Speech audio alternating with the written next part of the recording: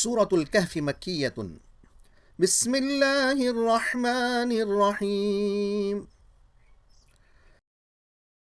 الحمد لله الذي أنزل على عبده الكتاب ولم يجعل له عوجا قيما لينذر بأسا شديدا من لدنه ويبشر المؤمنين الذين يعملون الصالحات أن لهم أجرا حسنا ماكثين فيه أبدا وينذر الذين قالوا اتخذ الله ولدا ما لهم به من علم ولا لآبائهم كبرت كلمة تخرج من أفواههم إن يقولون إلا كذبا فلعلك باخع نفسك على آثارهم إن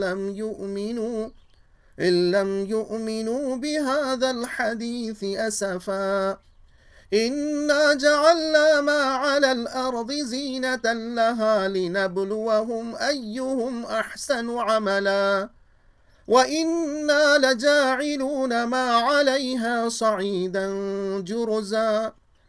أم حسبت أن أصحاب الكهف والرقيم كانوا من آياتنا عجبا إذ أوى الفتية إلى الكهف فقالوا ربنا آتنا من لدنك رحمة وهيئ لنا من أمرنا رشدا فضربنا على آذانهم في الكهف سنين عددا ثم بعثناهم لنعلم أي الحزبين أحصى لما لبثوا أمدا. مضمون: دنیا کی دل فریبیاں سامان عیش نہیں بلکہ وسائل امتحان ہیں. مطلب ہر طرح کی تعریف اللہ ہی کے لیے ہے جس نے اپنے خاص بندے محمد صلی اللہ علیہ وسلم پر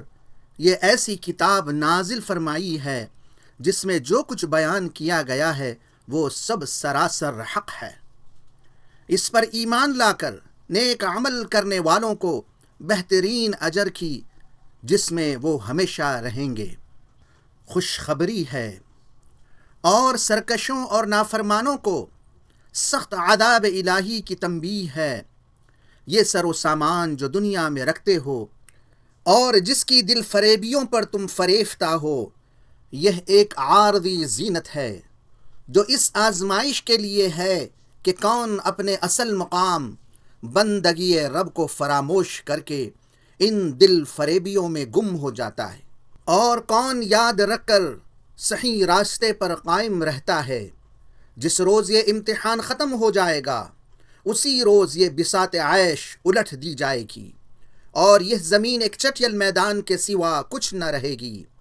جیسا کہ اصحاب کہف نے اپنے ایمان کی حفاظت کے لیے دنیا کے عیش و آرام سے منہ موڑ کر غار میں پناہ لی اور ہم سے رحمت کی دعا کی، ہم نے ان کو غار میں کئی سال تک سلا دیا، اور جب انہیں اٹھایا تو ان کو اندازہ نہ ہوا کہ وہ کتنی مدت سوتے رہے. اور ادھر کافر بادشاہ کی حکومت کی بساط الٹ دی گئی.